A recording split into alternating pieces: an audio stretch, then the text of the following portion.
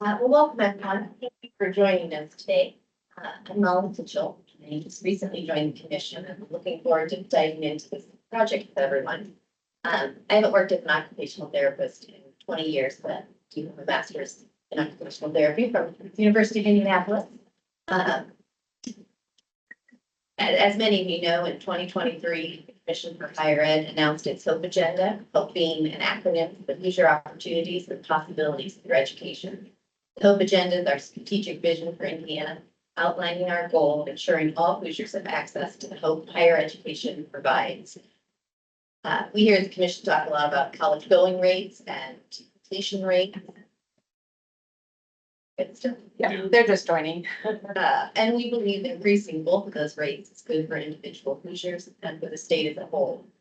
Individuals with disabilities, one of the specific populations that is identified in the HOPE agenda, is currently being underserved and in need of attention and support, which is why we've asked all of you here today to join us.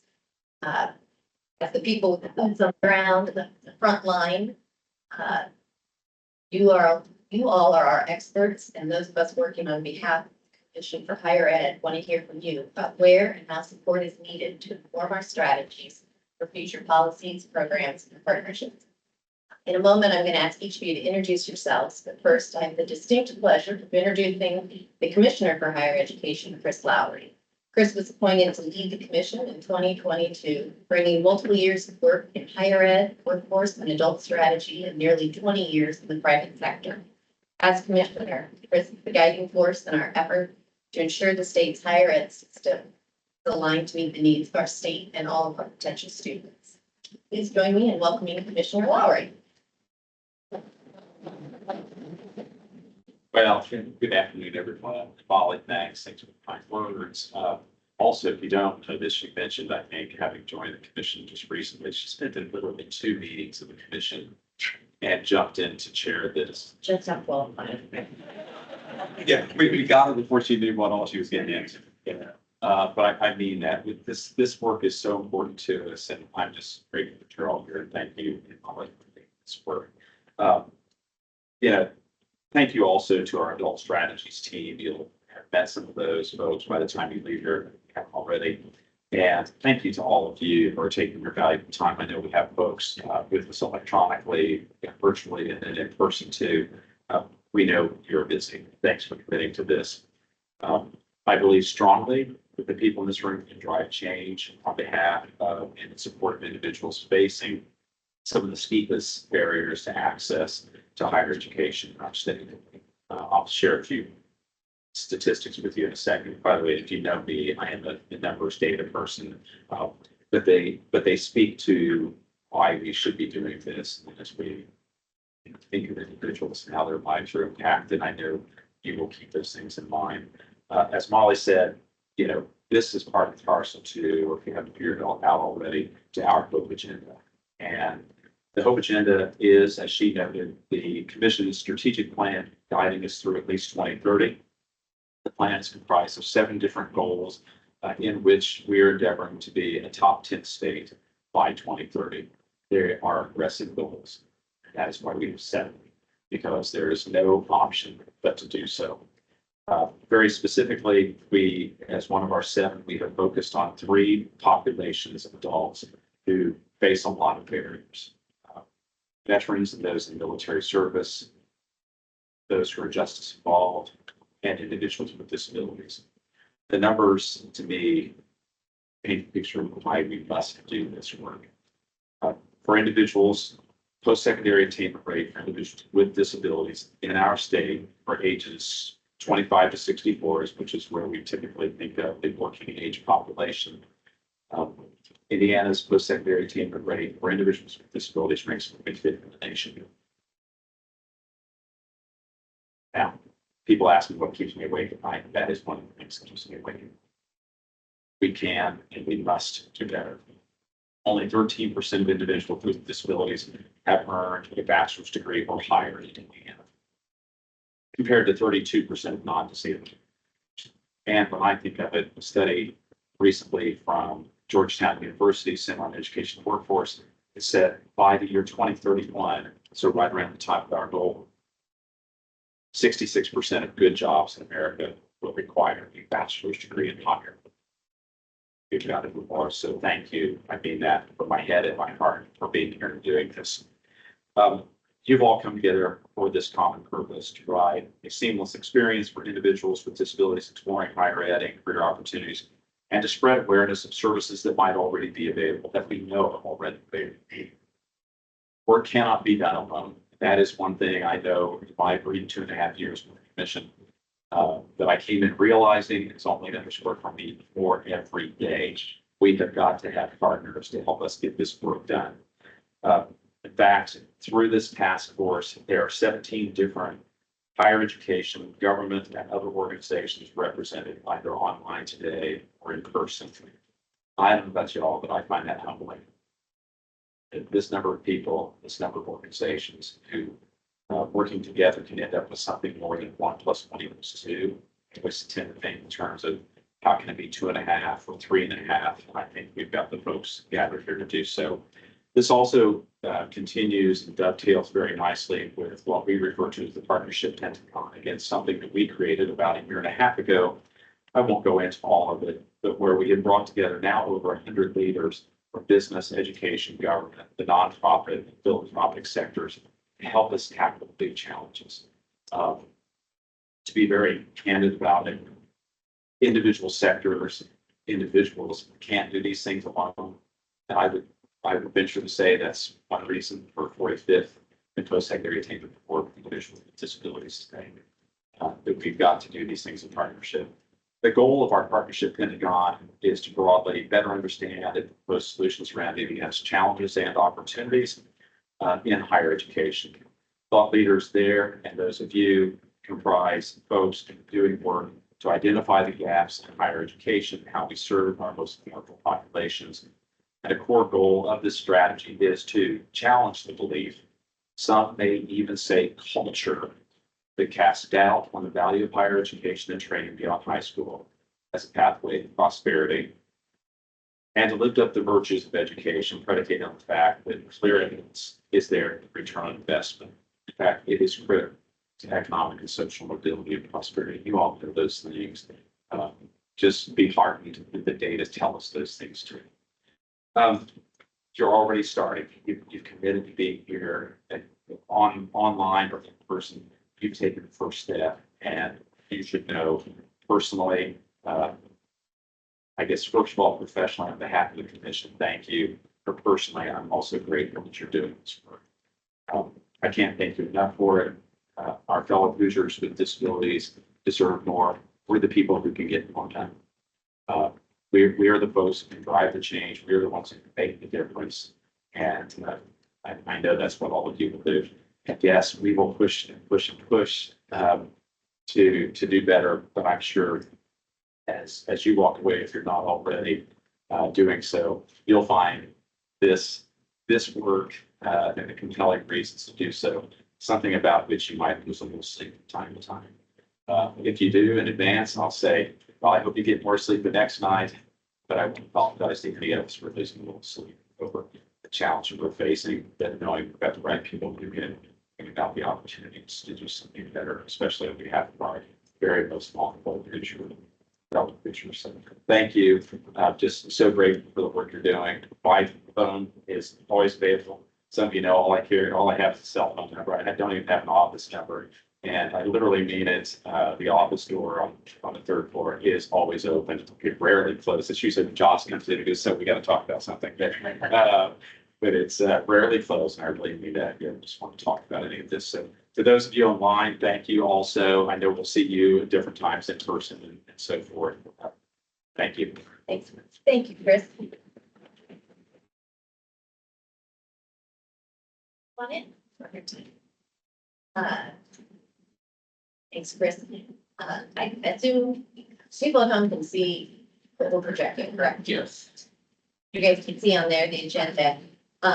We're going to take a moment to go around and do some introductions. I'm going to turn it over to Stacy to start with and introduce the CHE staff who's with us. And Arlen, if you don't mind just taking it off share for a moment, so that we can see the folks online. So, Those of you online, be prepared. yeah. You get to join us. So we're gonna do that. I'll go ahead and get started. So again, thank you all. I'm the one who's been sending you emails. My name is Stacy Townsley. I serve as Associate Commissioner for Adult Strategy. I have adult strategy team here as well as some other folks from CHE are also dedicating their time to support this task force. So I'm just gonna go we'll go around the room and have our CHE staff introduce themselves. And then we're gonna turn it over to the participants and I have more for you to share. So with that, I'll turn it over to I'm Lindsay Ositz. I'm the director for CTE programming with our CTE team here at the Commission and no speaker for today. Good afternoon, everybody. My name is David Hall. I'm the director for adult strategy engagement. And hi, Miss Tammy. I see her on the screen. It's good to see Miss Tammy. We did a lot of work building a personalized learning center at Marion University for individuals with disabilities. So it's good to see her on the screen. Hi, I'm Josh Garris. I'm Chief of Staff here at the Commission for Higher Education. I apologize. I will have to step out at 2 o'clock. We'll learn a lot before I'm here. Steve St. John. I am the Director for Adult Program Implementation. My name is Victoria Fair. I'm the Postsecondary Transitions Manager in the K through 12 and Outreach Postsecondary team. Hi everyone, I'm Arlen Telefero. I am the adult strategy coordinator for the team and I'm doing tech stuff. Thank you, thank you. So you might recall I sent an email last week just giving you a homework. What I really hope to hear from you as we start this off is not only your name and your title at in the organization where you serve, but also maybe a formal or informal role you play in support of individuals with disabilities in post-secondary space. And then also, what is one or two outputs or outcomes you hope to see from this task force? So with that, I'm going to start with those in the room, and then we're going to shift over to those online. So that's me. All right. Hello, my name is Desiree Island, and I am the Program and Policy Director for Indiana Governor's Council for People with Disabilities. I know it's a mouthful. In a nutshell, my role is really just supporting staff and project managers. Our main population is individuals with intellectual and developmental disabilities across the lifespan. And so this is, I've been in this role for almost 2 years. It's been extremely eye-opening seeing the population we serve and the underserved individuals. And I'm happy to be here. If I'm thinking of any outputs, I would just say improving practices. I know we talked a little bit last week on the phone. Our population really has a struggle with accessing resources and not really knowing what's out there. We work with a lot of families who, they tell us they're stuck when it comes to high school and helping their kids, go off to college and just making a plan. So I would love to see more access and information for those families. Thank you. My name is Betsy Fouts, and I am Director of Disability Resources and also the Build Program at University of Indianapolis. I work with students that are earning their bachelor's degree through the university, and I'm in 2 very different roles. One of my roles is that role of equaling the playing field as the disability resources person. And then as the build director, it is very much a super supportive program that runs in a family type atmosphere. So I really get to kind of see how both sides of that are affected. And if I had an outcome dream, it would be letting more schools or more K-12s know that there are options that are available for students as they're coming out and going to college, but also figuring out ways to smooth the transition between the high school and the college. And then one last dream would be making sure that by the time students graduate, they have a degree they can actually use, instead of it being something where we've just bought families 4 more years while their kids are in college and then they're going to figure out what to do with them after that. Awesome. Hey, everybody. My name is John Grayson, and I'm the Director of Training at the Indiana Institute on Disability and Community. We are a research center down at IU Wilmington. My administrative role as director of training, but my research focus is primarily in college programs for students with intellectual disabilities, and college programs for students with disabilities more generally. In terms of outputs, really in line with what Desiree had to say in terms of targeted outreach to K-12 administrators, special education staff, et cetera, and raising expectations within that population about what is possible for students with disabilities. Understanding within that transition process that we need to begin with the end in mind, and understanding that this is a possibility for many more students that are currently accessing higher education. Yeah, thanks for having me.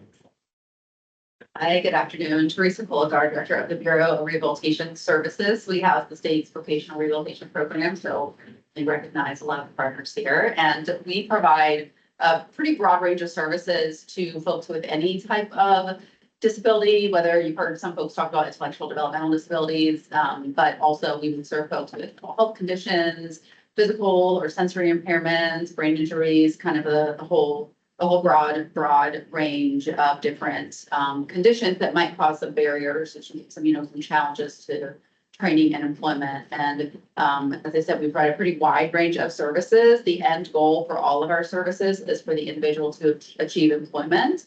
And oftentimes training is a stop on the journey, or a service that is necessary to get to that goal. And we can help with that financially. We can also help with some of the wraparound services that some folks need in order to get to class and make it to their courses and make it to school every day. In terms of goals, I think they would all center around both increasing enrollment and increasing the outcome, and not just the achievement of that degree, but as you were saying, connecting that to real work in my local community, right? And we have this sort of dream of, and I think we talked about this on the phone a little bit, of outlining these very clear, easy to navigate paths for individuals. I think sometimes people, the bachelor's degree is that default, I'm gonna go and do this, and they're not aware maybe of all of the different range of post-secondary certificate, post-secondary training options that might be there for them. So helping to make that navigation easier so that folks know what opportunities they might have, laying that out and aligning that with the local labor market and local employment opportunities, and helping them see that there's a range of options. Thank you. So I'm gonna shift over to our folks online, and I'm going to have you popcorn to someone who hasn't spoken. We've all used that term before. But Tammy, since your name was called out earlier, I'll ask you to introduce yourself first and then call on someone else. Of course, my name was called out. Thanks, guys. My name is Tammy Thummel. I'm the CEO at Accessibility Center for Independent Living. We provide support and services for people with disabilities in Central Indiana. I'm also actively involved in Indiana Disability Justice in INSIL, which is the Indiana Statewide Independent Living Council. If I had a dream, it would be the replacement of the medical model with the social model. The medical model says myself and my peers with disabilities are broken and we need to be fixed, and that there's some kind of cure.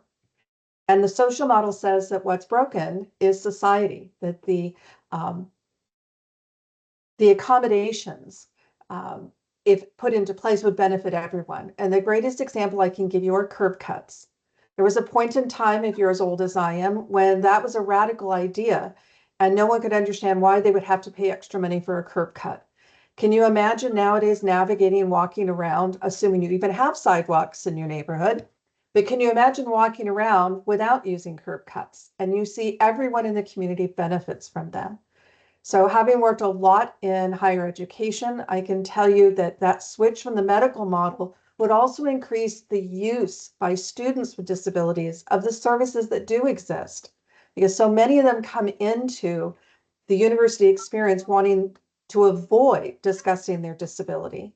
And we could achieve so much more success on the individual and societal level by making that switch. I'm going to popcorn to Nick Baumgartner. Hey, good afternoon. Can you hear me okay? Yes. Okay, hey, Nick Baumgartner. I'm here today as the president of Indiana Ahead. That's the Association for Higher Education and Disability. We are the professional organization that supports disability service and other higher education accessibility professionals and allies around that specific space. My day job is I'm the manager of digital accessibility services at Ball State University. As far as outcomes for this group, just taking on some of my role from ahead and also at Ball State, technology is really it's an understudied element of the accessibility environment. And when you think about it, like technology could be one of our most critical elements in providing higher education to students. I mean, for all the students, for all the curb cuts and all the ramps and all the elevators, more students are going to log on to their LMS, to a ebook, to their email. They have to pay their bursar bill, go on. There's so many technology infrastructure pieces in the ecosystem, and all those things need to work equitably for everybody. And they don't in large, right? So that's from a systemic change standpoint. I would love to see, especially in the light of the new ADA Title II regulations, that we as kind of the change agents and the I guess like the influence brokers in the higher education space, we have the opportunity to stand up and say, especially to the vendors, that it's like our dollars are only going to be spent towards companies who are committed towards providing an equal, equitable, first-class experience to all students, regardless of ability. And that can trickle down into K-12, that can trickle down into multiple sorts of private sectors, but we can be the linchpin. If I could benefit this group, especially with education on technology and ADA tech, and this isn't just something that our office is dealing with, this is everybody. I'm also a kind of a informal coordinator of a working group through EDUCAUSE, which is the IT Accessibility Higher Ed or IT Higher Ed Pros. And we have people from 8 different states in our working group, and we're all working through this right now. And 2026 is going to come quicker than any of us would like. So this is quite important. But yeah, it's very good to be here.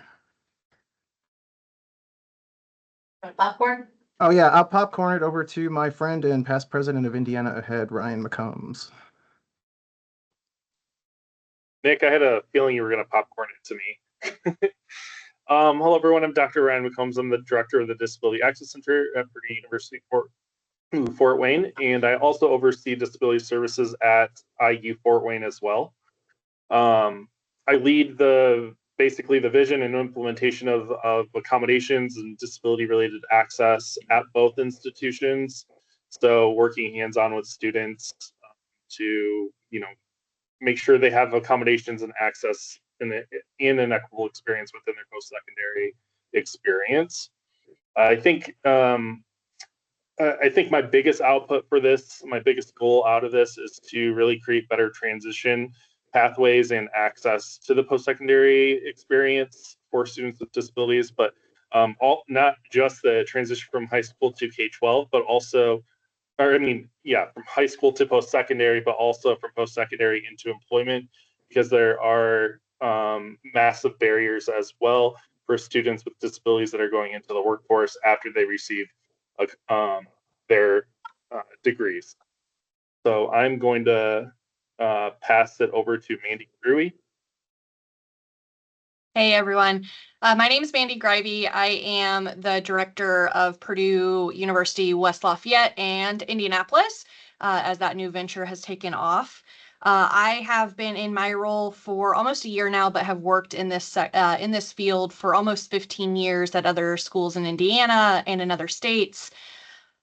For Purdue, West Lafayette, and Indianapolis, our role, and mine in particular, is to help ensure access for over 5,000 students across campus. We're also doing a bigger role in supporting student access within graduate students who have traditionally been served through our HR processes, and making sure that they're connected and making sure that they have access not just to the academic realm, but also to parking and dining and housing and the social aspects and every piece that it means to be a Purdue University student.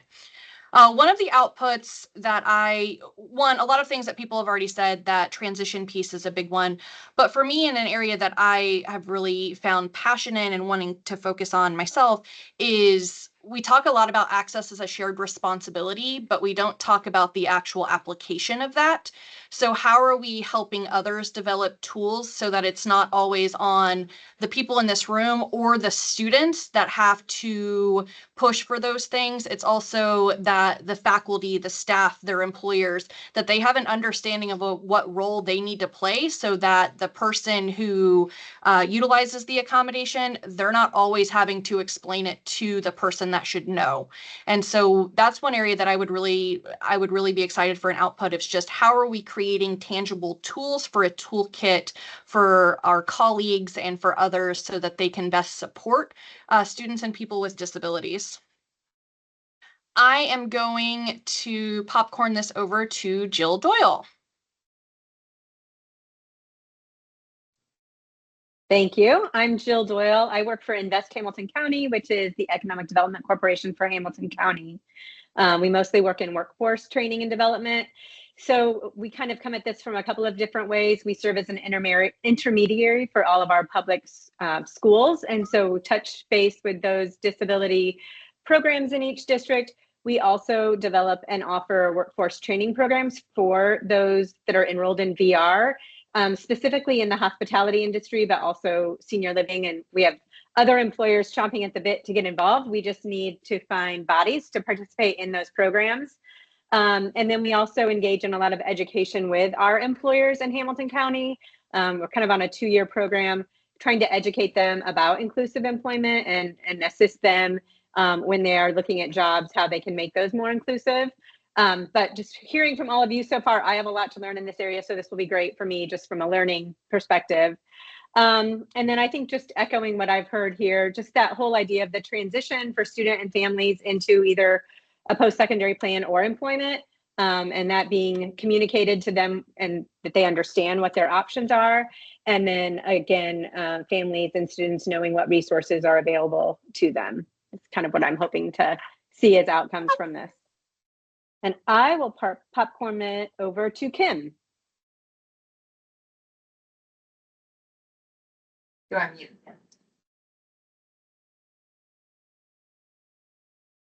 Oh, we can't hear you. Still on mute. Kim, you're muted.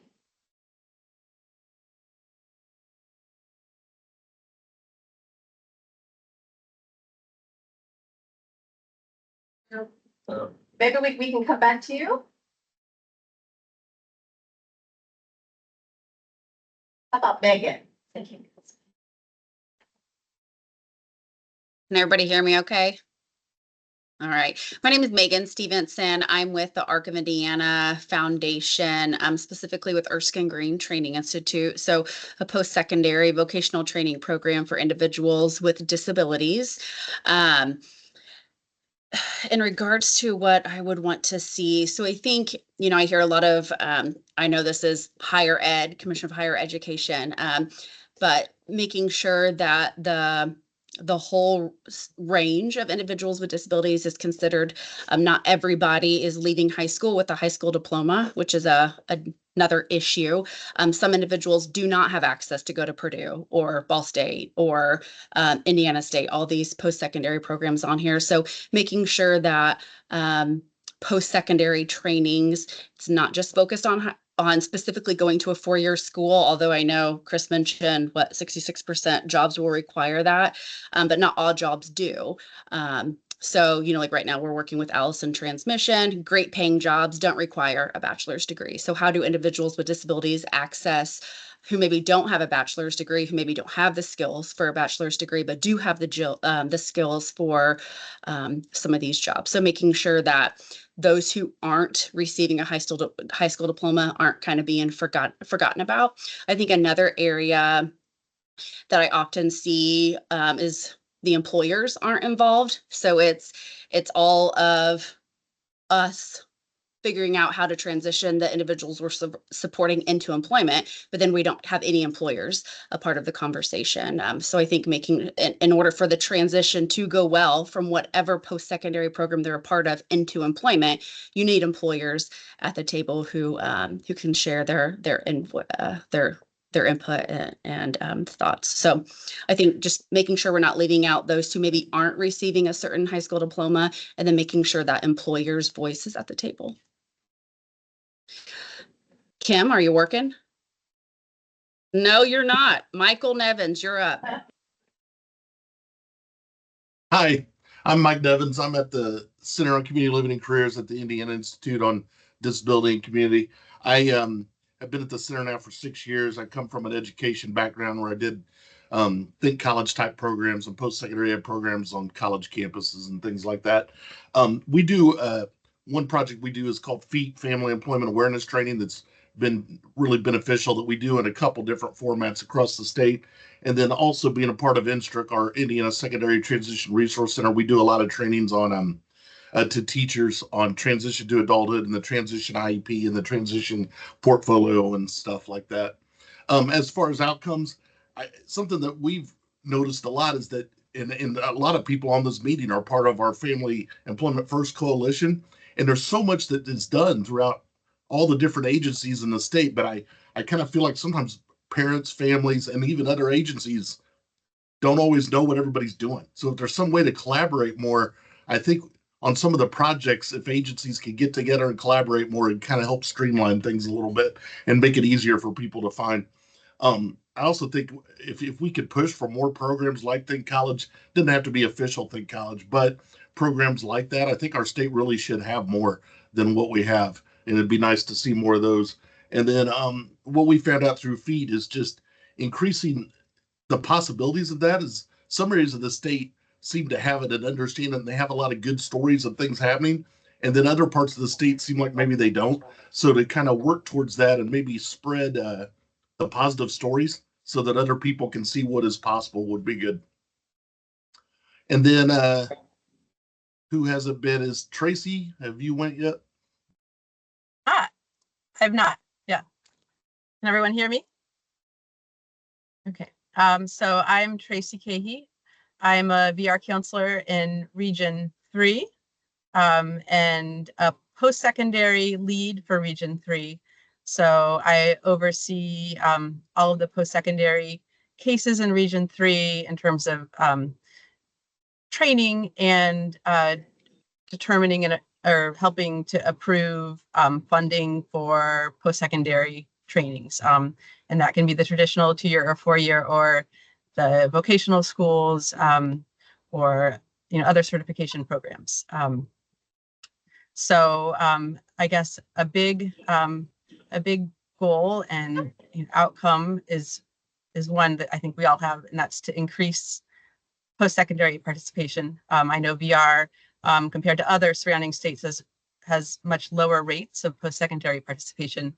And I guess with that would be to further develop the partnerships with some of the disability resource centers for the 2-year and 4-year universities to connect those students that don't know about VR, also those students that maybe aren't even tapping the Disability Resource Center, so that we can work together to make sure they establish services with Disability Resource Services, connect with VR, get those additional supports that wouldn't be provided through the university to increase the likelihood that they would have a successful training program, graduate, and ultimately achieve an employment outcome. And next, Deborah, have you gone yet? I have not. I'm the Deborah you're talking about. Hi, I'm Deborah Weissong. I'm the director of the P&W Accessibility Center, so Purdue Northwest. And we provide access for bachelor's, master's, and doctoral programs all the way through. And we're the Purdue. We're located in both Hammond and Westville, in like northwest corner of Indiana. And as far as outcomes, I think this is amazing, and having some kind of seamless transition for both K-12 to college, as well as a transition to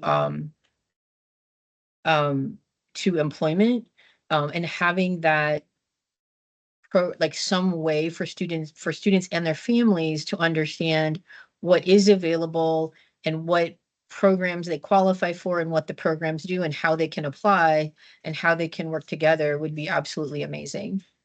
And I don't know who else hasn't gone. Carrie. Carrie, do you want to go ahead? Absolutely. Hi, everyone. I'm Carrie Traeger. I'm the Assistant Vice President for Student Advocacy at Ivy Tech Community College.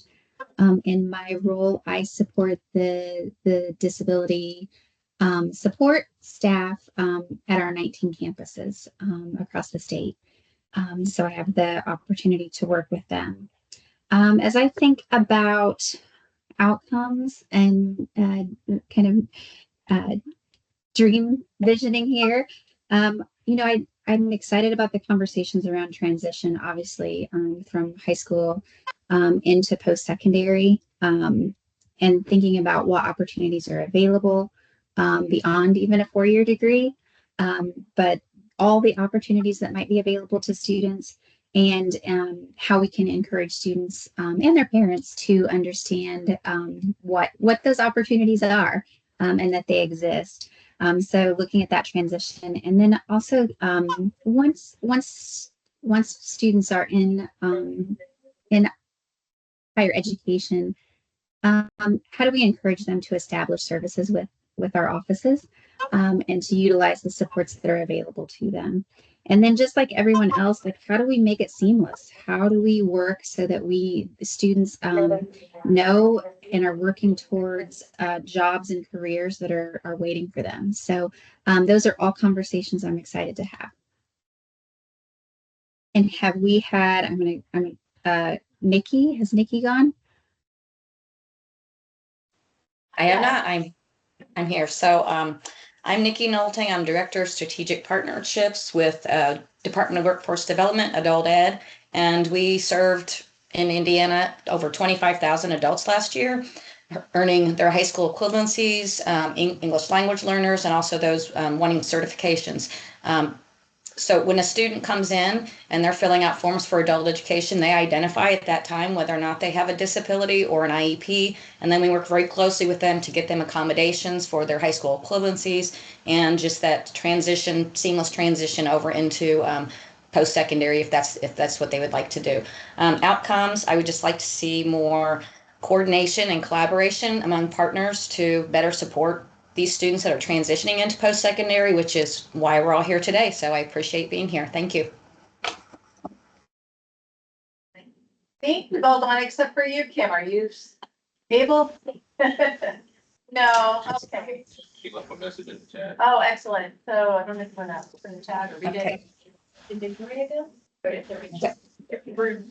It's not done. Okay, I'm not sure who's gone yet. Has Michelle gone already? No, I have not. Hello. There we go. My name is Michelle. I'm the manager of disability resources at the University of Southern Indiana. I've been here a little over 2 years, but prior to that, I've spent the last 35 years working with individuals with developmental disabilities as the director of a provider here in Evansville. I would like to see, I know those of us who are connected in this industry, there's an AHEAD, the Association for Higher Education, has a listserv that's very helpful. I would love to be able to rely on the expertise of all of the individuals on this commission, and maybe we could develop a similar listserv where we can all collaborate. It's very, very beneficial. And I think, like everyone, just ensuring that the students even know that our office exists. I see that on a regular basis where, the instructors tell them, but unless you tell them multiple times, they hear things over and over. They don't realize that maybe our services do apply to them. They hear the word disabilities and they think, well, I'm not using a wheelchair or I'm not blind or deaf, so that's not going to apply to me. So just kind of really helping get them educated to utilize our service. And I'm really happy to be here today. Thank you. Daisy, why don't we read Kim? Yeah, absolutely.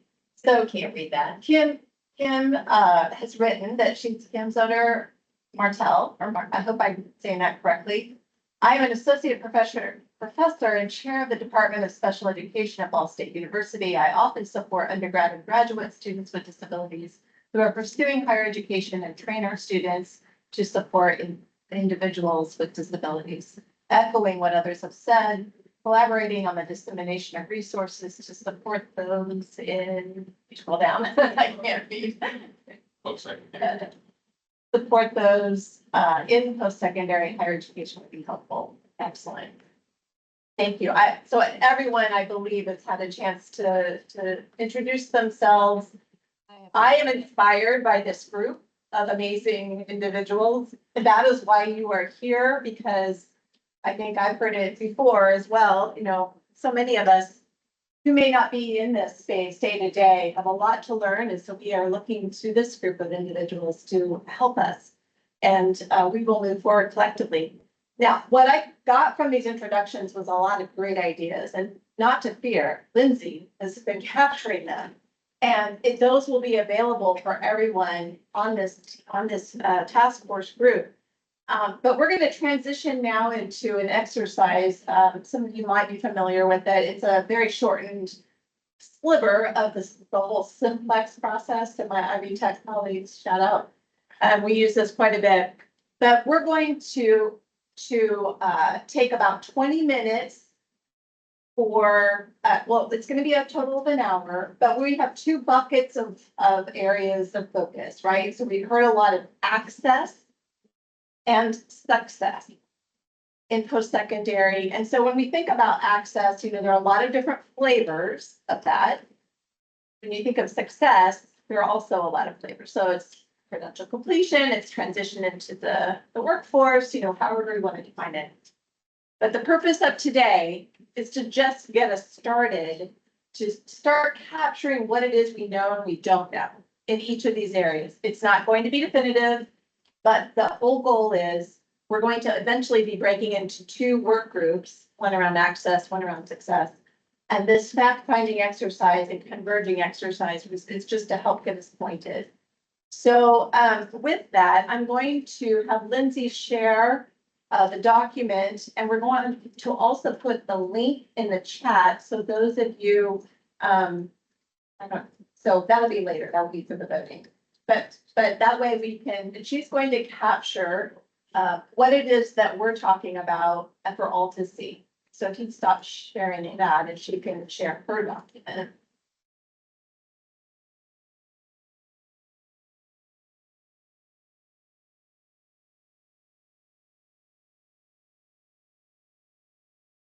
You might need to see.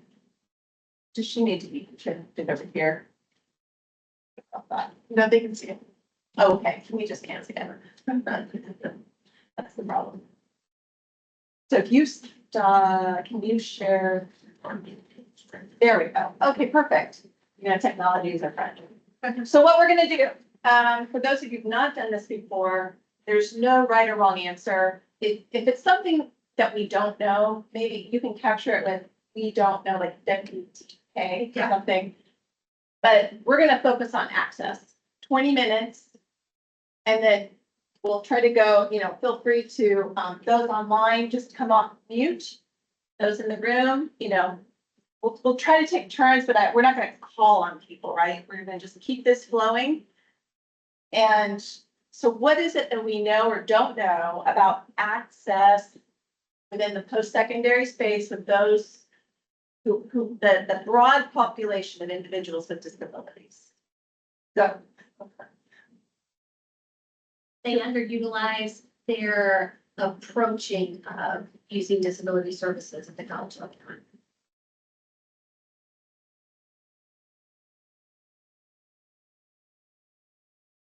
And we might have to come back and do spell check and all that, but it's gonna do a great job, I know. Barb doing a great job. Next. Unaware of the resources to even get to college. As far as funding.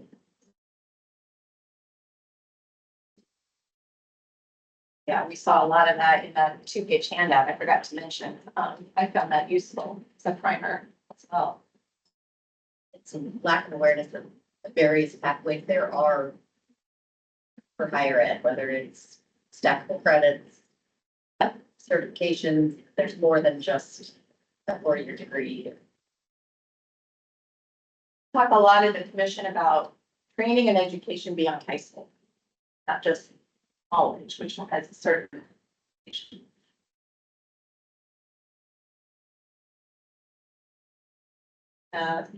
Andy, we know that there is a misunderstanding that the person with disability should always have to lead the conversation and tell everyone exactly what they need.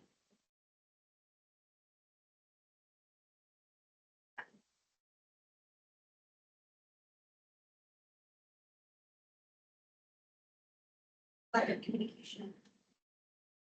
Oh, yeah, let's see.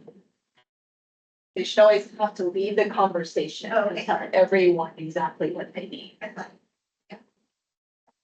It might be easier if you just come off mute too, just so that we're making sure we. Actually, I think we missed the first one, the communication access for interpreters.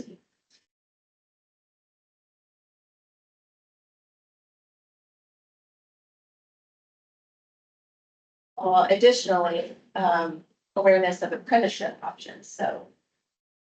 To add to that stackable credential focus.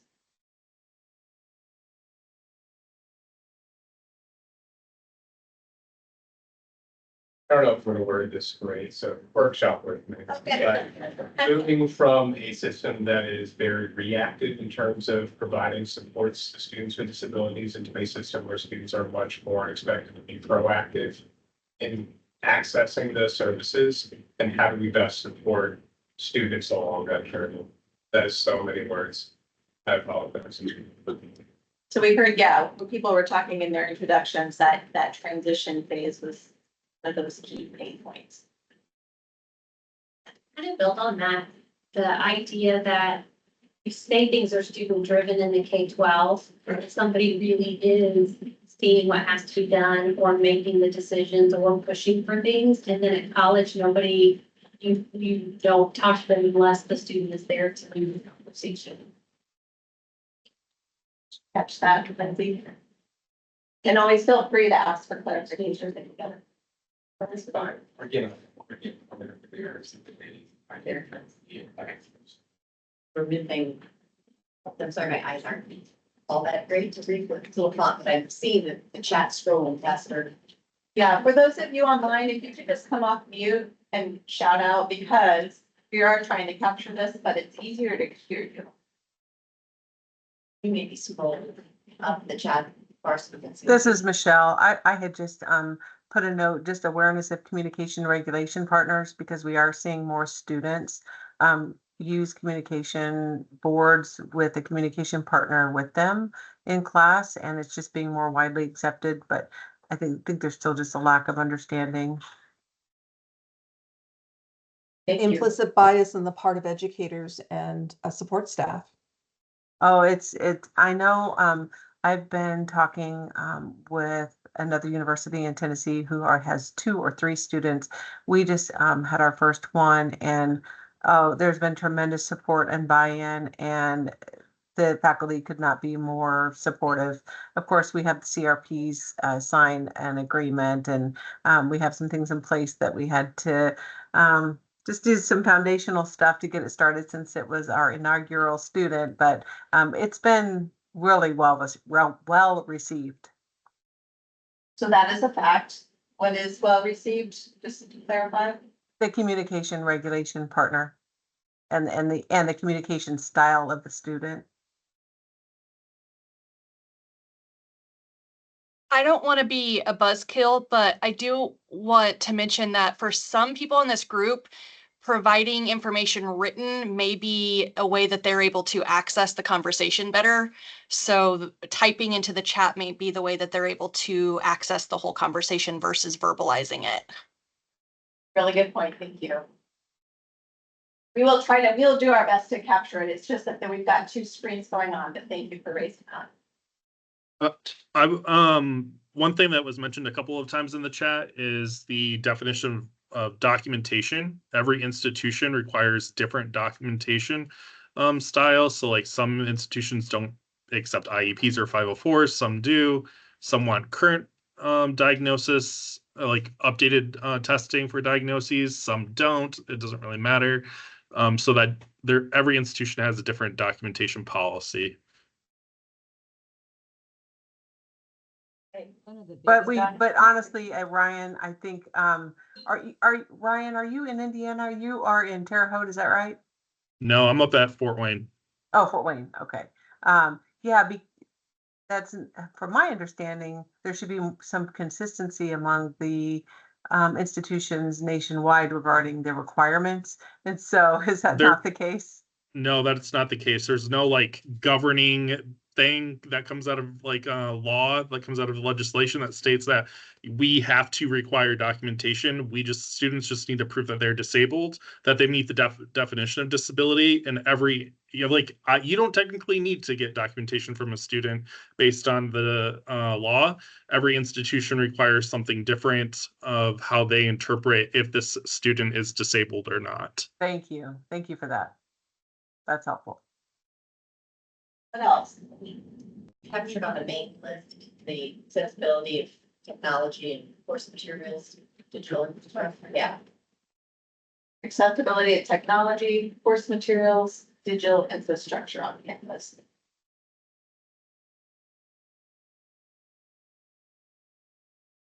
I think one of the biggest barriers we have is getting students to tell us that they have. Many of them are afraid that they will be late. They just choose not to. Jill, I think to add on that, there's a lot of internal or internalized stigma for students or for individuals with disabilities. There absolutely is. I went my entire collegiate career and never once mentioned that I had ADHD or Tourette syndrome because that was just not something we spoke about. I want to make sure we're capturing a couple more up here. There was some about, we know that there needs to be, well, fact is that there needs to be more support and participation from employers.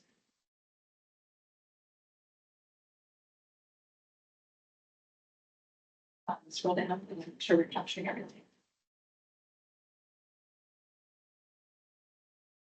I think one barrier we've seen some in is unfortunately there's some mistrust out there for higher education and other agencies. And I don't mean people are doing anything wrong or bad. I think there's a barrier in not having a relationship first for the students that have been through special education, sometimes for 12 years.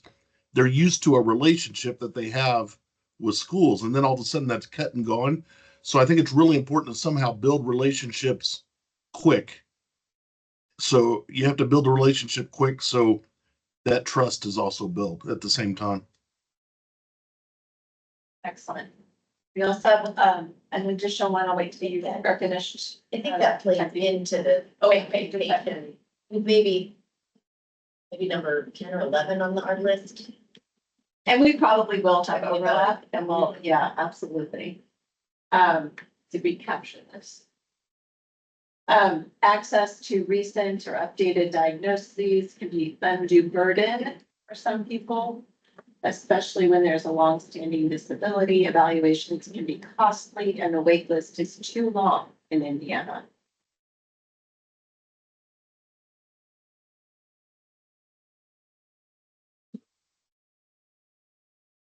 To piggyback off of 13 for support and participation from employers, I think we need to also think about the support for employers and communities so that they can hire people with disabilities and learn how to support that workforce.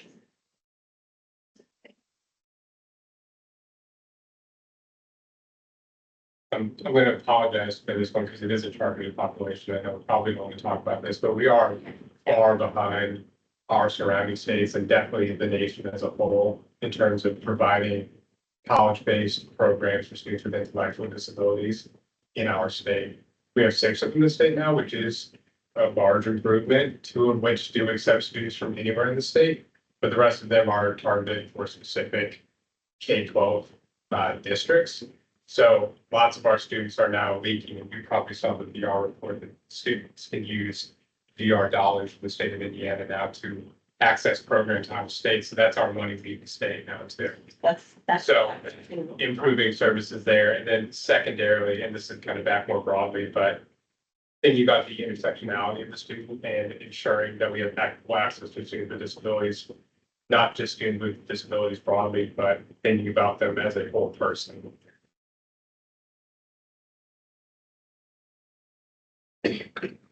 Go for another 5 minutes here, fact finding on this particular, so let's keep it going. What is that we know and we don't know? There is, oh, go ahead, I'm sorry. I was gonna add, I suspect that we don't always do as well as we could to kind of grade and sequence the resources. You know, I think Chris said there's 16 or 17 different partners sitting at this table and we all do a piece of this. But again, I think we're not doing a great job of braiding those together and sequencing those for students. What's online? I was going to say that I think we unintentionally treat different disability types differently, especially in higher ed, where we make some assumptions about students with some types of disabilities compared to others. And maybe to kind of add to that, I think some individuals, maybe with a mental health diagnoses, for instance, don't identify as not a disability. So I think even the language we use sometimes can be an unintentional barrier to accessing. Oh, well, that's not for me. I have anxiety. I'm disability, right? Something I've been. I think 70% of students with mental health diagnosis don't realize that there are services to be accessed to on campus. What else? In the chat, speaking about incorporating different subcultures and specific subcultures into multicultural.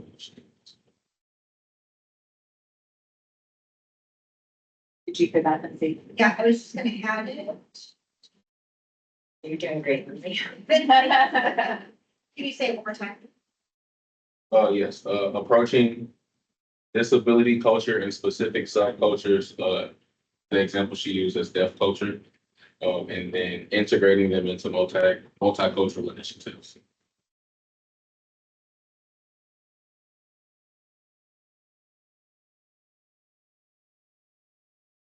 Okay, 3 more minutes.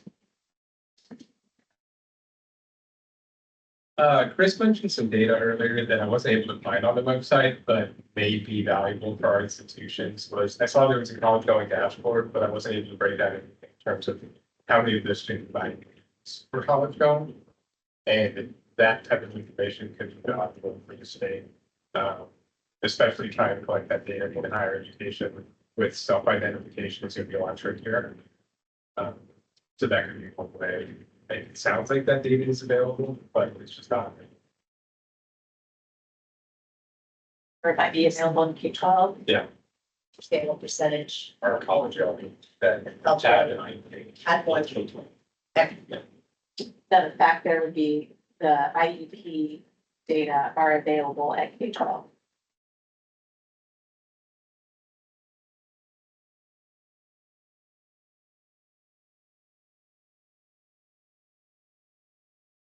That does raise for me, I'm gonna step into content. It does raise a question for me, how post-secondary track those identified with disabilities, right? It probably very inconsistent. For those of you that work with various higher ed institutions, it's curious the number of kiddos that have accommodations like for SAT testing. What those numbers look like what percentage of those individuals have had accommodations set up for SAT and such that don't then register with their school that they end up attending. Okay. The number of, I've seen references to an underutilization of resources. We don't know the percentage then of those who had services in K-12 versus those who end up declaring or identifying themselves. That would be another burden without an IEP necessarily, but there will be some of the things that high school's being involved in setting up for like extra time, for example, on the SAT. The number of people that have a disability are the clarion of their after school. Kind of circling off that as well, how many students are utilizing those supports year to year, and how many of them are like dropping off the disability supports office from year to year because they found the process too frustrating, too difficult to communicate with their faculty members, and they said, yeah, well, I'm done with it, it's not helping for me anymore.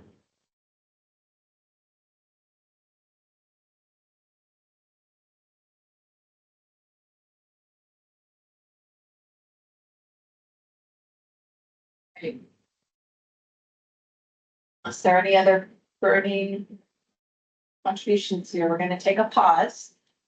And I'm going to have Lindsay share the link in the chat so that everyone online can access this. And for those of you in the room, feel free to take a Post-it or two, pass it down, and we're going to identify our top 3 that we feel, that you feel are the most pertinent facts to consider. It doesn't mean we get rid of any of these. But the idea here is as a group, we're going to identify what is really rising to the top. And we will identify those as potential, and then the work group that focuses on access and use that to maybe start generating some additional ideas.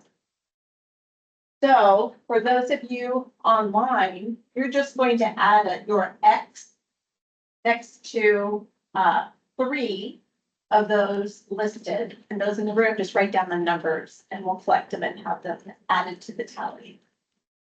Does that make sense? Any questions? I'm not going to use an edit. Oh, okay, sorry.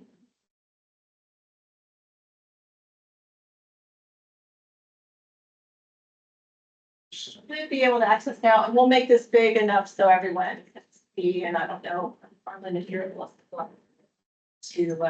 minimize or shift or show. And your content only.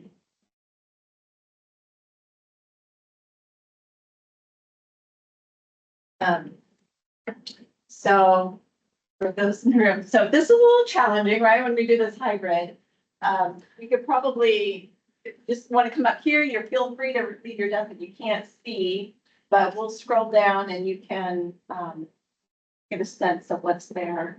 So I'll do the first step here, like remind yourself a little bit.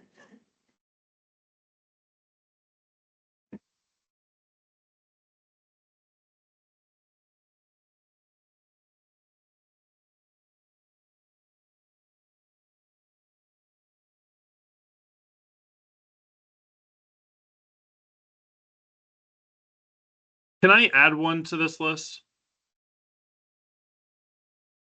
Sure. Can we add something in about faculty, staff buy-in, and their ability to understand why accommodations are used, but also being a partner with our office, like with post-secondary DS offices? I thought that's dovetailed with one. So one thing that we're not doing in this very tight exercise is that normally we would go through and consolidate like ones. So yes, we will have a little bit of overlap with these. So forgive us as we're trying to consolidate these steps. But if you do see something that's similar, we can count those, you could, I would say, yeah, go ahead and put your vote for each of them, noting that they're the same in your mind.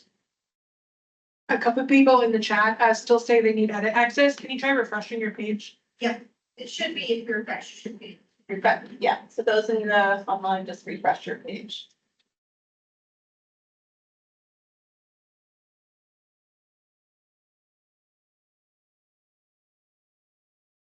Do we need to keep scrolling, or does everyone have a sense of what's here?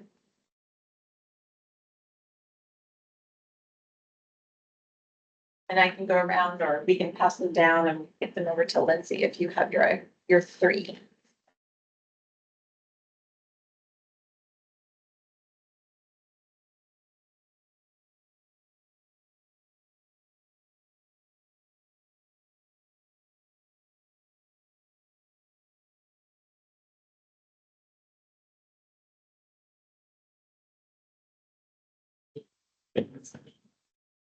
You might go to the top of the list again. Oh, no, I'm sorry.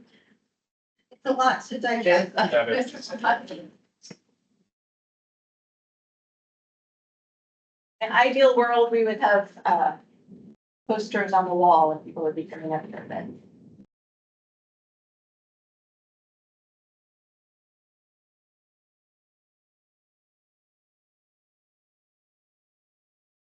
Did everyone have a chance to vote? Sort of a tiny bit more, sorry, the glare at the bottom of the screen. Yeah. All right, so, we got just a handful. I don't know, I've already got mine, all right.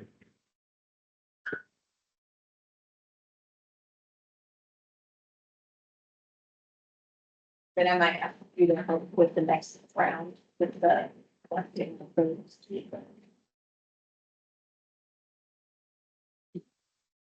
Lindsay is our hardworking note taker here. Thank you again. We're almost done at this point.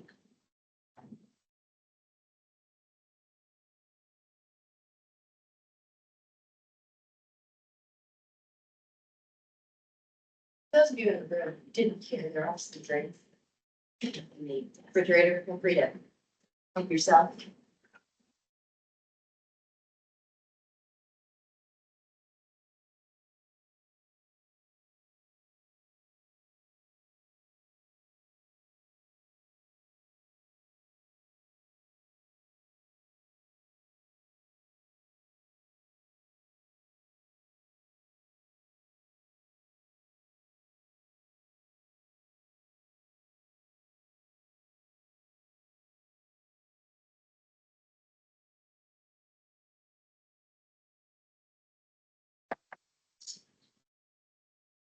So the good thing is, it's becoming apparent that there are some that are really rising to the top. And again, the purpose of this, not to discount anything else on this list. It's really just to help get us focused when we break out into our groups. But we will go ahead and review maybe the top few once Lindsay's done. Again, thank you, Lindsay. Yeah.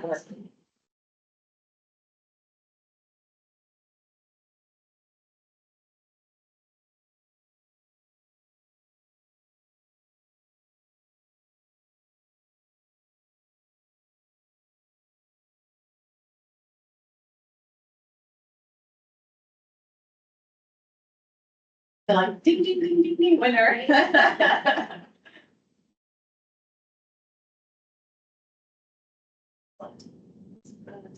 So clearly for, I think the majority, I don't know how many are there, but number 3, lack of awareness of various pathways, stackable credits, certifications, apprenticeships, et cetera. Has jumped out. Like we've got next biggest one, I think is number 12, maybe. Yeah. Internalized stigma for students with disabilities that keeps them from seeking services. So there's a sense of maybe or belonging or thinking, not knowing if they might have that support as well.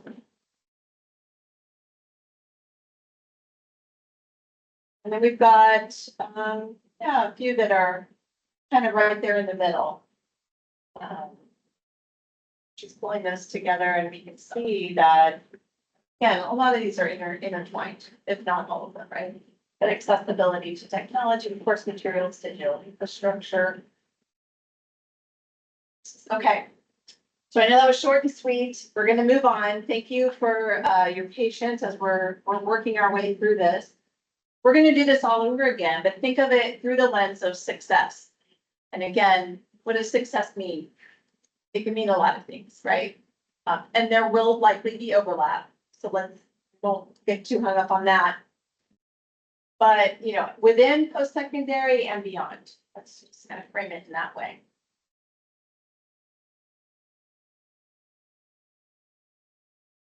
We'd like to start us off. You mean, I said, achieving success, or what does it take to get to success?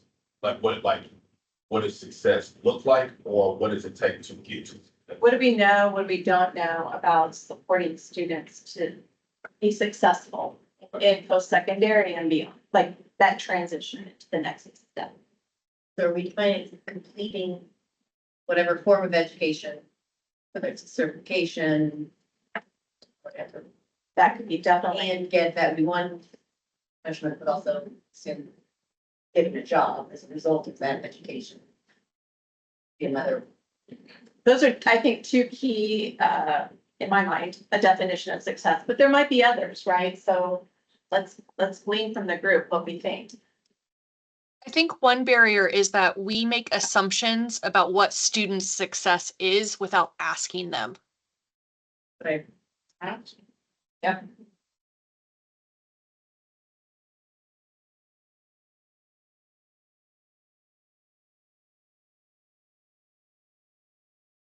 This is Tammy.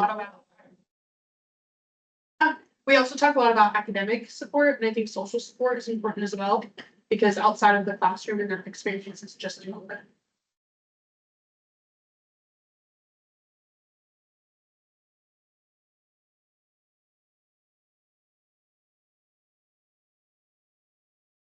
I was gonna say something online. This is Tammy. Success is so often seen through a lens of professionals, and really understanding what success is for the individual. So it's kind of riffing off what Mandy is saying. It's about asking students what we think, but we also need to ask ourselves about our own assumptions about what we think their success should be. And usually that is seen as less than, and we need to switch that.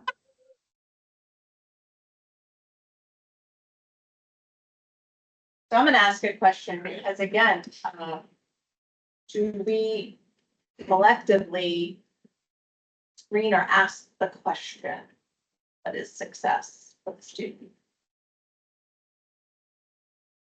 Make assumptions, but is there maybe something we don't know? Are there any processes in place on a campus that would help address the assumption? There are barriers with students utilizing tutoring services and other resources that impact their learning. But it's not just them knowing about it, it's also how do those tutors or other practitioners, how do they work with students who might have a learning disability or who might be on the autism spectrum or something like that. There are a lot of barriers that students experience within those success areas.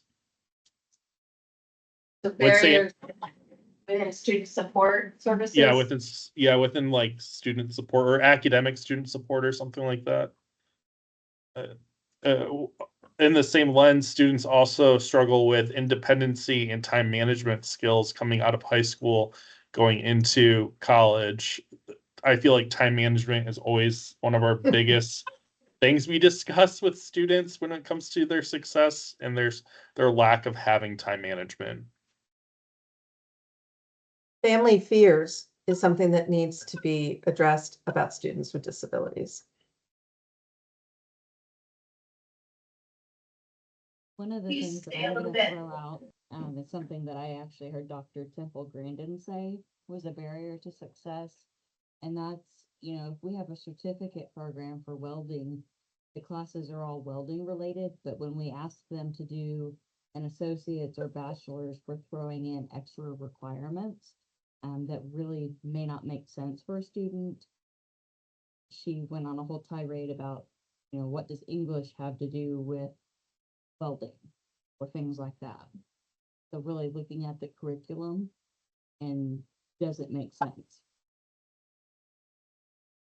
And there was a question, thank you, and there was a question on number 7, again, just to maybe explain a little further around the family fears statement. I don't know if we heard everything.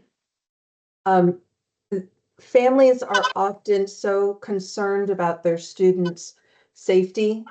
Families can sometimes also place inadvertent barriers to success, feeling maybe their student can't succeed.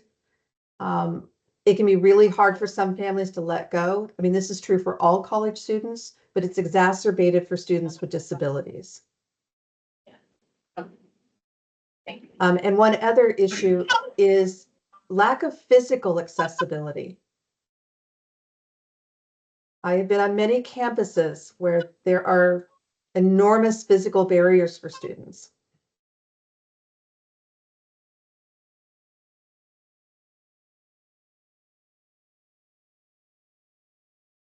Kind of back to 7 or the fears, but at our family employment awareness trainings, that was one of the biggest barriers that always came up from parents there. And we tried to talk, not to get to solutions already, but we tried to talk a lot about dignity of risk. And I think that's something that a lot of people need to become aware of, is how those experiences, even some might consider negative, but we learn from those experiences too. And then how important dignity of risk is. I think it's all kind of connected to the fear part there.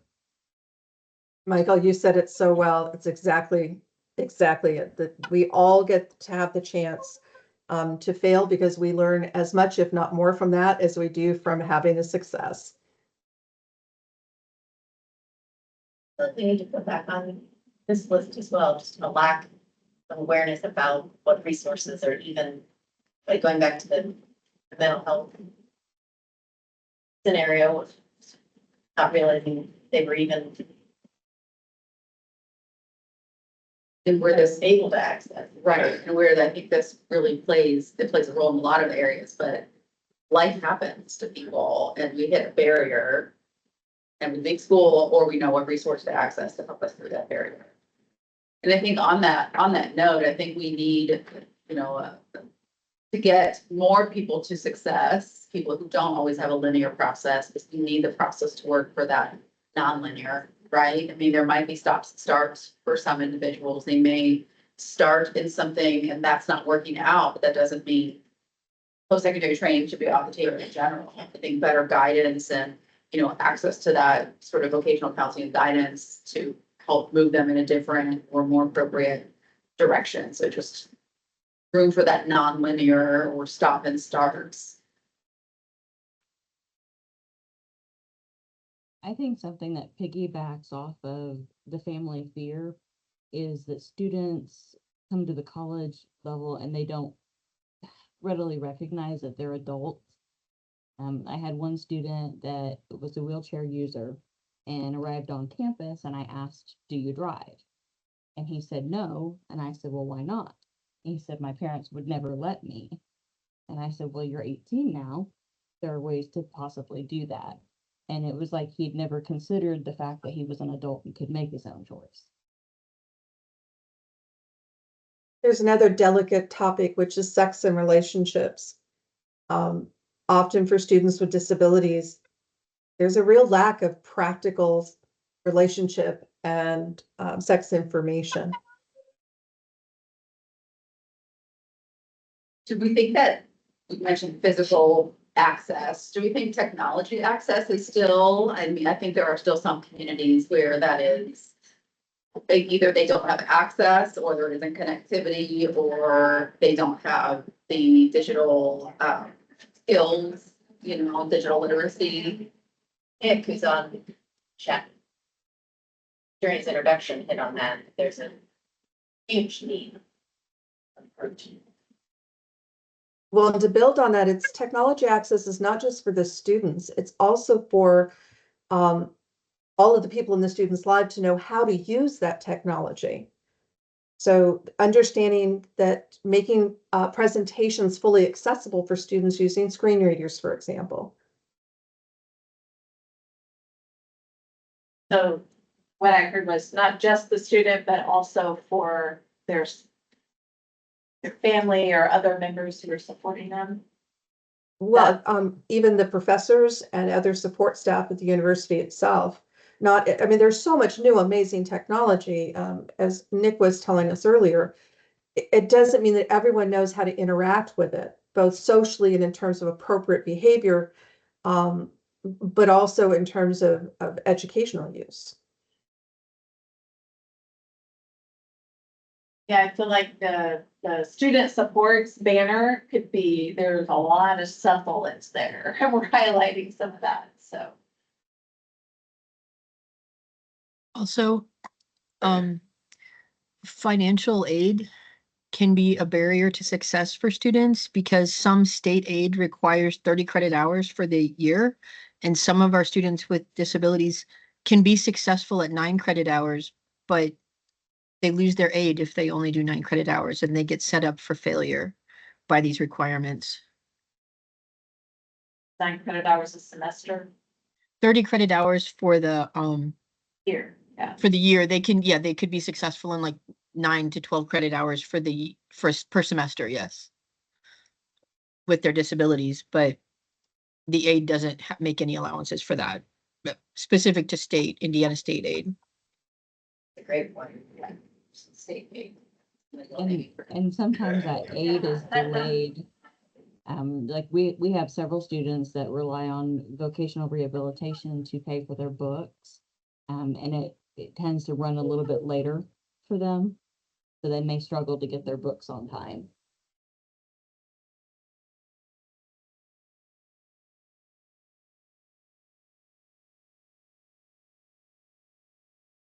I think one of the other shifts I talked earlier about shifting from the medical model to the social model is really sort of a change in the way we think about testing. Does everything need to be tested in the same way? Is an essay the only way a student can show their mastery of a topic? Helping the educational staff see that there are other ways to get at that. Some of it not as easy for them as others.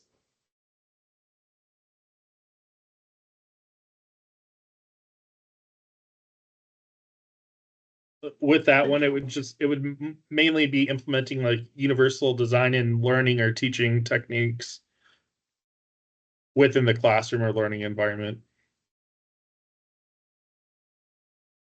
Did we capture it with professional development of faculty and staff?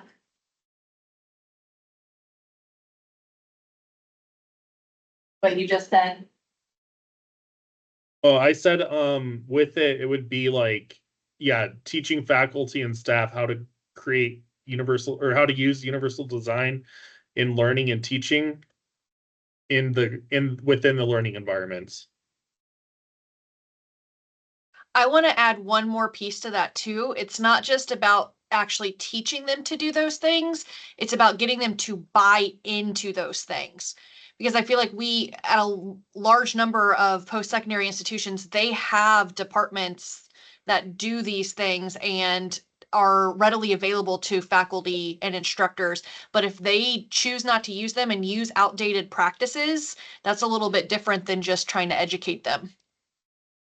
I could not agree with Mandy more there. I owe you a couple of cups of coffee, Mandy, because you say what I'm thinking. Said indelicately, there are some educational staff that don't want to make any changes, and their implicit biases and their attitude, to be blunt, can stink.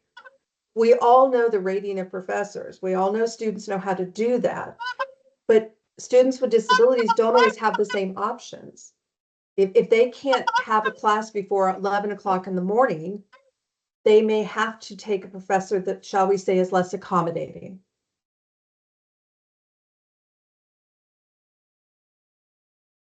Learning a lot.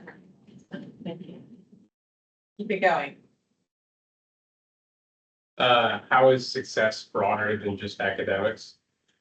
So what other skills are being either implicitly or explicitly trained within that. And I'm thinking, a lot of networking occurs during your undergraduate or graduate training, but also social networking, social relationships, finding a partner, learning a lot of these soft skills in this transition to an open space. So how is it broader than academics? Internships, meaningful, ideally paid internships are critical.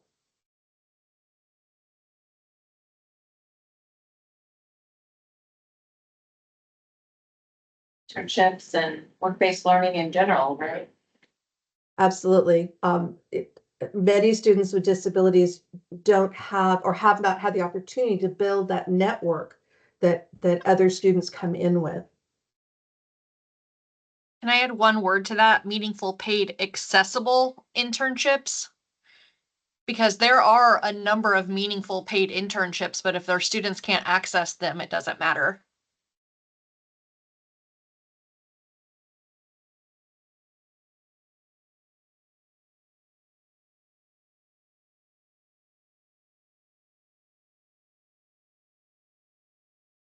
Few more minutes, but I need it here.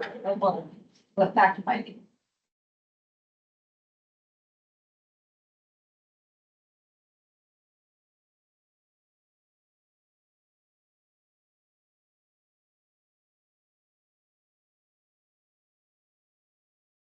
Maybe greater knowledge of industry recognized credentials that are offered. So not just associates, bachelors, but everything else that kind of falls throughout the mix of higher education.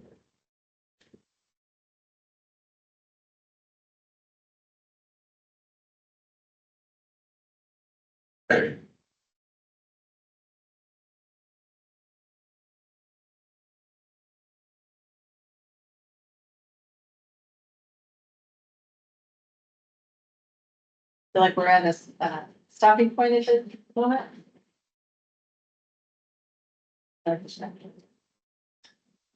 All right, so we're gonna do the same thing we did last time. We have 18. We're still gonna give you a grade. Again, just so that we can help identify some convergence here. And clearly, again, there's a lot of overlap. That's not a bad thing. I think it's almost impossible to draw a line between these two, access and success. Do they have a link? It's the same document. It's the same document. Next page down. Yeah. Perfect. All right, so if you don't have Post-it notes, Steve, and maybe if you don't mind collecting them and Some books here if anybody needs any.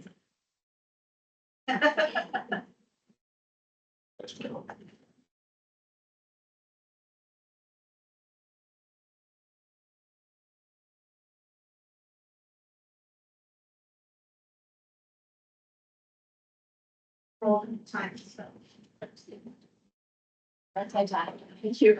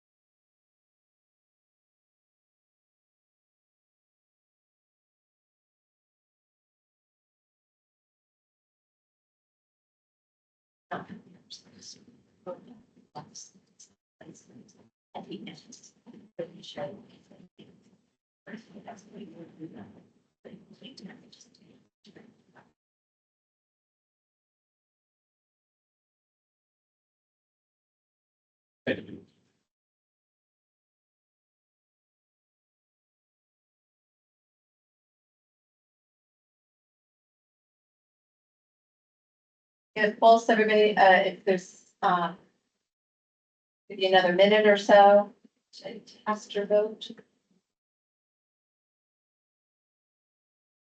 Yeah, we need music.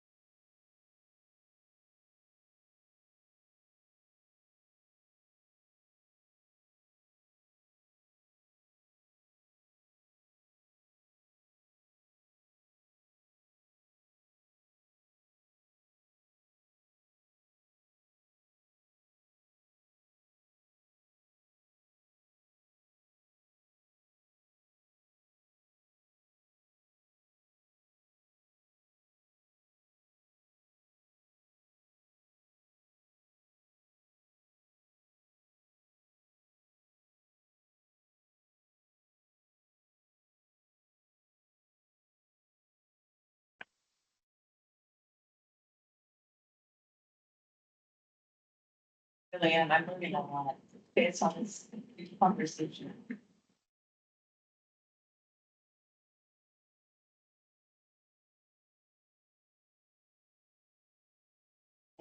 While we're wrapping this up, I think it's also interesting, I'll just comment that the work that we're doing at the commission with adult learners in general, or and all students, we see similar patterns, right? It's not just with this particular priority population.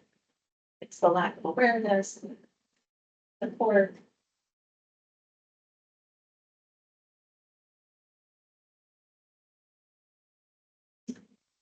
So, okay, so Lindsay's telling for us, again, I think there are a couple at least that seem to really jumping out.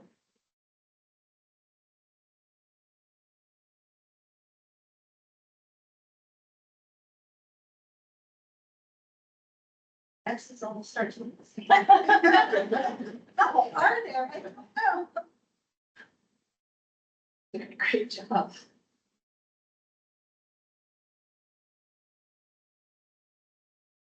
Okay. So we've got the family, had family fears at the top there. Maybe just loosening the ties to their student, right? Allowing a little bit more independence. We have the financial aid parameters. We have a lot of support around this idea that we need to get more buy-in from faculty and staff, alternative teaching methods. And then the other large bucket is access to work-based learning, internships, meaningful, paid, accessible work-based learning. So excellent. I feel good. I learned a lot. Again, I keep saying that, but I'm coming at this from a very humble posture of learning, because this is amazing work that you've done in the space of an hour, pulling together and crystallizing some of these ideas. So with that, we have a half hour left in our meeting. We're going to take the next 15 minutes or so, more or less, to self-select into the work group that you would like to dedicate more time to during the next 6 months. Because we will come together as a full task force once a month. The hope and expectation is that we will have 2 working groups, one around access, one around success, that will be meeting in the interim, and they can decide on their cadence. But there needs to be some level of work that then is brought back to the task force on a monthly basis and shared, and cross-pollination of ideas and just discussion around those things. So with that, Lindsay, I'm gonna have you pull up the document around the voting for self-selection or work groups. And then just be thinking about this too, planting a seed. Ideally, it would be helpful to have 1 or 2 folks who step up and say, yeah, I'll help co-lead or lead this work group. You will have the support of 4 of our CHE staff who aren't necessarily there to do everything, right? Because we're bringing this task force together for a purpose, but they can certainly help facilitate calls or notes or whatever needs to happen. But it would be ideal to have somebody, one or two people serve as leads or co-leads. So with that, okay, so what we have done, and I don't know if we just want to go around the room or if we want to have like, I'm looking at Lindsay, I don't know what. We have everyone listed here. So Lindsay has Alphabetically by first name. yeah, alphabetically by first name. Maybe we'll do that. Maybe if you wouldn't mind typing in the chat or shouting out, if you can, what you would prefer to be on, access or success. And then if we're really heavily, weighted into one area or the other, we'll figure this out. We'll try to even it up a little bit. Can we give the option at the onset to say access, success, or either? That's a great idea. Yeah, that way we know. Who's willing to rotate? So Ryan has put down access. I'm sorry, who did? Oh, Ryan. What will success be coming out of these groups? So that's the next phase. So once we've self-selected, it's really up to the work groups to take some of those facts, take some of that crystallized convergence around ideas to identify what they would like to do over the next 6 months, right? So we've heard a lot of folks say, what I heard was some really amazing ideas around toolkits or guides or, things that would help us do our work better and not CHE particularly, but we can help facilitate it. But bringing it to the partners, what might be helpful? That's one thing to consider. There might be a survey. There might be other things that your work group decides, what is it that we need to do within the next 6 months that we can do to help move this work forward? We know we're not going to solve everything in 6 months, right? We just got to get going. Okay, so good. All right. I think I'm getting folks on the chat here. Perfect. And for those in the room, if you just want to, it's the part we didn't talk about because we're doing this a little bit differently. If you want to identify, we can also round up. I can do access. Then identify with.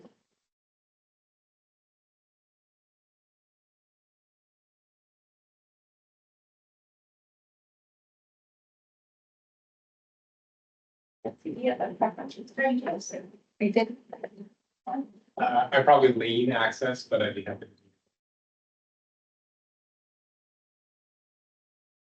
I'm fine with either.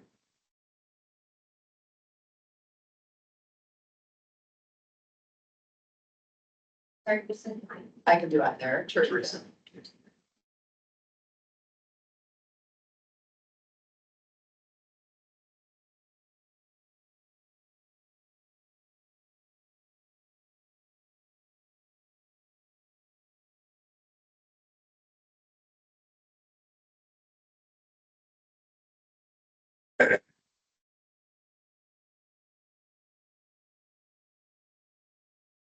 Thank you to those of you who are raising your hands to serve as co-leads. That's such a help. So what we'll be doing, as we're consolidating these, we will provide the list along with emails, a participant list. And then I will also have it in the Teams chat. The Teams channel that Steve has created. If you do not have access to that, if you've tried the link and haven't been successful, please reach out. Please let me or Steve know. We've done this before in different task force groups, and there are occasions where organizations firewalls just prevent them from doing that. But hopefully for the majority, if not all of you, you can access that. Did everyone?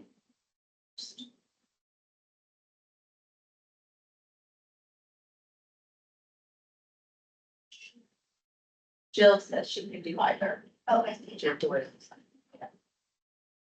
Oh, do we have two Jills? Your two Jills. Yeah, we have two. Jill Doyle, are you still on? She may have had to leave. I am also trying, I might not have seen there were two Jills. But it's fine. Sorry. Jill Doyle is still here. I put success, please. Thank you so much.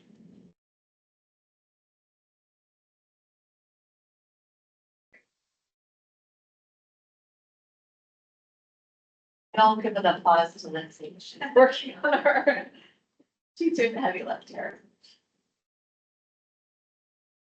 One thing too, as we're wrapping this part up, is it would be wonderful if we can get student voices involved in the work groups.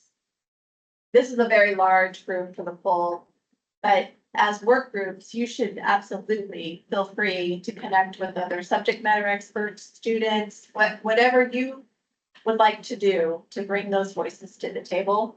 You absolutely feel free to do that.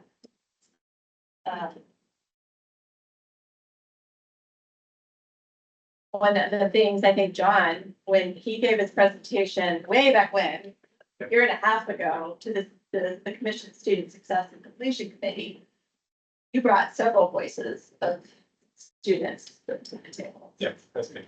So it's a good time.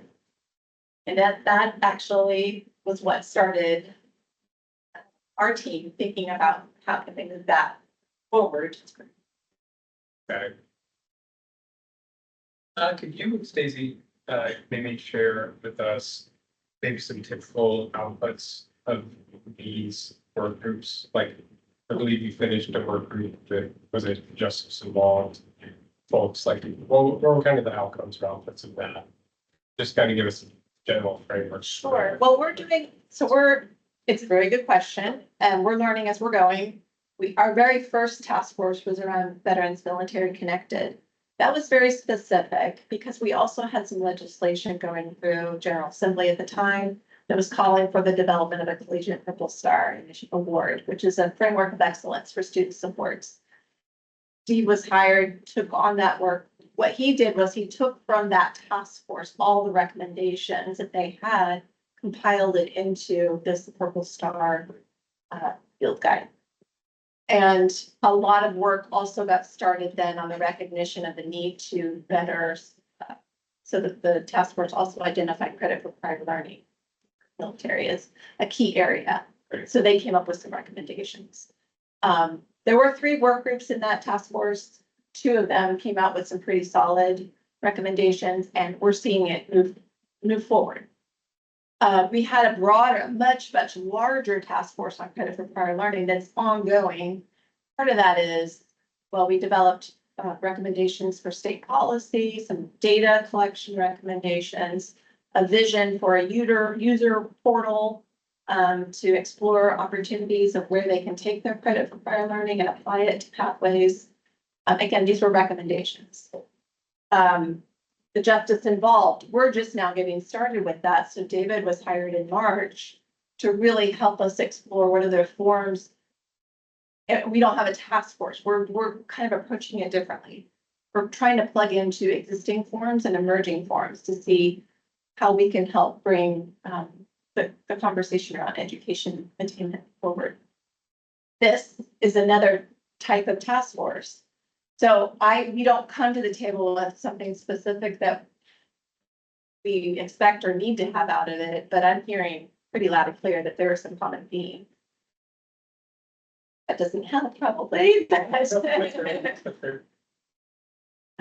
Essentially be what you want to. That's great. Yeah. Based on the community. I mean, somebody mentioned toolkit, but other people talk about communication channels and stuff. It's like, maybe it's a flow chart. It's like, as the group gets together and has these conversations, it's like, what do we want to produce that's going to help address the issues that have been brought up to them? And it can kind of be anything. So. As someone who, within the background, seen the Veterans Task Force last year, I can say that I think one thing that we're really focused on before anything is really making sure that we can help students and making sure that we have put the tools in place to make sure that the institutions can help these students in the way that they need and not the way that we've been told or have been led to believe so far. So kind of breaking those stigmas that we've already known, those stereotypes that we've been told, and then really giving them the practical help that they need rather than what we think they need. All right, so we've got a question out. Michelle, if you're still on, which working group would you like to join? That's what she said. I just didn't see that when I was scrolling. I might have missed it.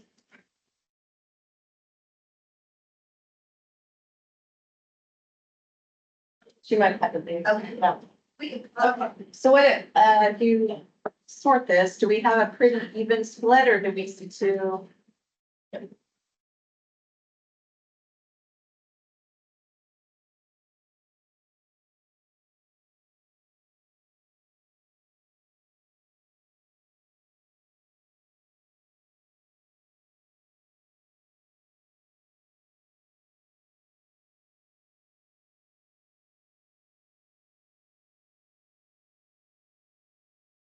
So it looks like access. Really cool. Either. So I think the items would probably end up in success. Yeah. We've got enough co-leads for Phil. It looks like only one co-lead in either for success, so if there are any other folks who would be willing to step up there. What we'll do is we'll put Though I do think Deb for us, she. Well, again, thank you for that. Tell me if I'm wrong. You know, love this group already. Okay. So with that, wow, we're doing some great time wise. This is awesome. Yeah, we'll compile this, we'll get this out, and we'll set up times with the co-leads just to touch base.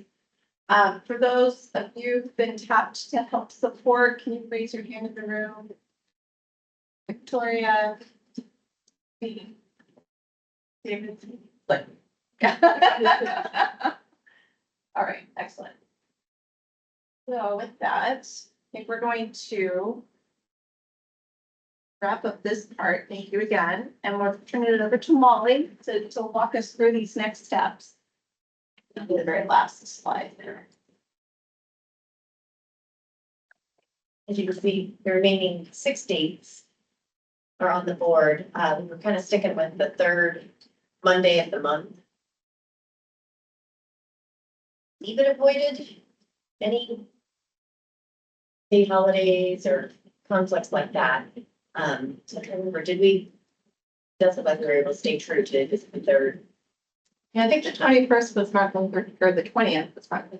Oh, that's right. The 17th is President's Day, but the state doesn't have that off. So if most people have that day as a holiday, we can adjust.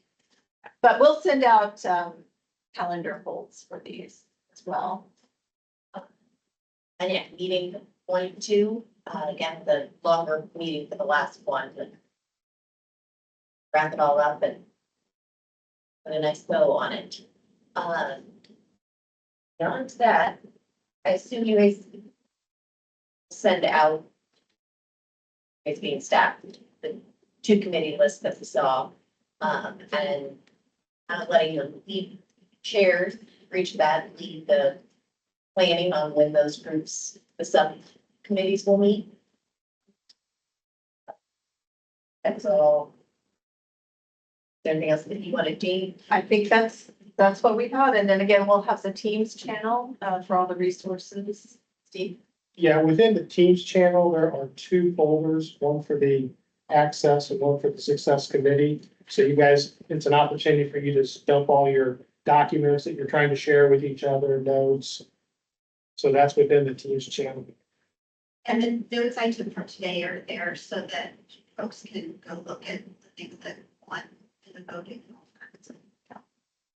we'll try to keep things there centrally located. And if you can't access it, then we can send you the document, but it's preferable that we just keep it there. Does anyone, never opposed to adjourning a few minutes early, but does anyone have any questions? We have a couple minutes. If there are any questions?